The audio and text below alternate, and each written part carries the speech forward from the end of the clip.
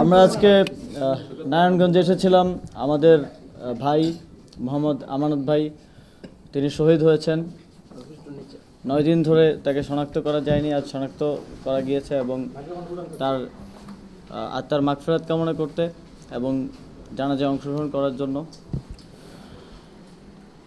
আমাদের এই আন্দোলনে সারা দেশে সহস্র শহীদ এবং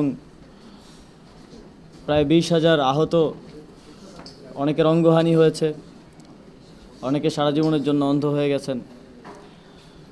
এই ত্যাগ, এই তিতিক্ষার বদলে আমরা একটি নতুন বাংলাদেশ পেয়েছি। আমানত ভাই বাংলাদেশকে আমাদের হাতে আমানত রেখে গেছেন।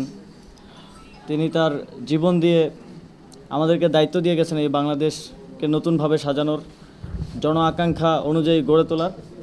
আমরা সেই দায়িত্ব পালন করতে বদ্ধপরিকর এবং বৈষম্য বিরোধী আন্দোলন এবং গণপ্রজাতন্ত্রী বাংলাদেশের অন্তর্বর্তীকালীন সরকার এই বাংলাদেশ গড়ার এই পথে একসাথে চলবে এবং যারা আমার ভাইদেরকে এভাবে শহীদ করেছে, আহত করেছেন, তাদের বিরুদ্ধে ব্যবস্থা নেওয়া হবে এবং তাদের প্রত্যেকের বিচার নিশ্চিত করা হবে।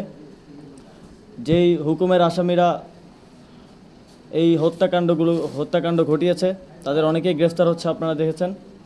আরও অনেককে আইনশৃঙ্খলা রক্ষাকারী বাহিনী খুঁজছে, দ্রুতই তাদেরকে গ্রেফতার করা হবে। এবং আমরা দেখতে পাচ্ছি পার্শ্ববর্তী দেশ ভারতে বসে বসে ফ্যাসিবাদী সরকারের যে প্রধান, এই হত্যাকাণ্ডের মূল হোতা শেখ হাসিনা, সেখান থেকে উস্কানিমূলক বক্তব্য দিচ্ছে। আজকে বাংলাদেশে একটি উস্কানিমূলক পরিবেশ সৃষ্টির চেষ্টা করা হয়েছিল, কিন্তু জনগণ স্বতঃস্ফূর্তভাবে তা রুখে দিয়েছে। সেখানে আইনশৃঙ্খলা বাহিনীরও প্রয়োজন পড়েনি। আমরা স্পষ্টভাবে বলতে চাই, দেশকে অস্থিতিশীল করার যে কোনো চেষ্টা যদি পরাজিত শক্তি করে, বাংলাদেশের জনগণই তা রুখে দিবে। বাংলাদেশের জনগণ যে স্বাধীনতা অর্জন করেছে সেটি রক্ষা করার দায়িত্ব তারাই নেবে। আবারও শাহ আমানত ভাইকে, মোহাম্মদ আমানত ভাইকে স্মরণ করতে চাই। এই শহীদদের বিনিময়ে, তাদের জীবনের বিনিময়ে এই বাংলাদেশ আমরা পেয়েছি। বাংলাদেশের প্রত্যেকটি নাগরিকের দায়িত্ব এই শহীদদের সম্মান রক্ষা করা এবং বাংলাদেশকে গড়ে তোলায় কাঁধে কাঁধ মিলিয়ে এগিয়ে চলা।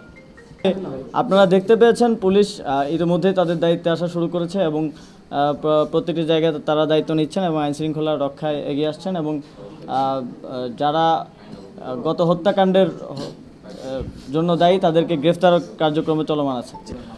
তরুণ সমাজের প্রতিনিধি হিসেবে এবং এই গণ অভ্যুত্থানের প্রতিনিধি হিসেবে আমরা যেই জন আকাঙ্ক্ষার ভিত্তিতে এই গণ অভ্যুত্থান ঘটেছে এবং মানুষ যেই পুরো রাষ্ট্রের সংস্কারের উদ্দেশ্যে রাজপথে নেমে এসেছিল, তা পূরণ করা এবং বাস্তবায়নের জন্য আমরা সর্বোচ্চ চেষ্টা করব এবং মানুষের কথাগুলো, ছাত্রদের কথাগুলো ক্যাবিনেটে রাষ্ট্রের সর্বোচ্চ পর্যায়ে তুলে ধরা এবং বাস্তবায়নের জন্য চেষ্টা করে যাব।